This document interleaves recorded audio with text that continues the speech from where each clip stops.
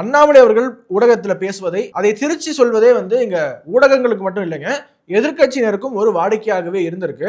இப்ப சமீபத்தில் பாத்தீங்கன்னா அண்ணாமலை அவர்கள் பாம்பே முனிசிபல் கார்பரேஷன் பிஎம்சி எலெக்ஷன்ஸ்க்காக அங்க மும்பையில பாத்தீங்கன்னா பாஜக வேட்பாளர்களுக்கு ஆதரவாக பிரச்சாரம் செய்யும் பொழுது ஒரு ஊடக பேட்டியில ஒரு சின்ன ஒரு வார்த்தையை வந்து அவர் சொல்லியிருக்காரு. அதை திரித்து இந்த மும்பை நகரமானது மகாராஷ்டிராவிற்கானது கிடையாது என்று அவர் சொல்லிவிட்டதாக இந்த எதிர்க்கட்சிகள் எல்லாம் குதிக்கிறாங்க.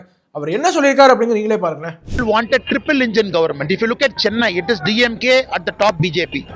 Bangalore, Congress, BJP. Hyderabad, Congress, BJP. Here we are looking at the only city in our country where a triple engine Sarkar is possible.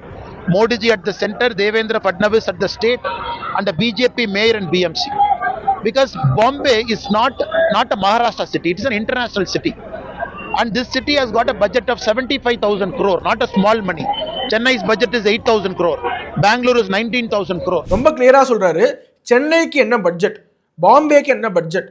சென்னைக்கு வெறும் 8,000 கோடி. ஆனா மும்பை நகரத்திற்கு பாத்தீங்கன்னா 75,000 கோடி இந்த பிஎம்சிக்கான பட்ஜெட்டாக மட்டும் இருக்கு.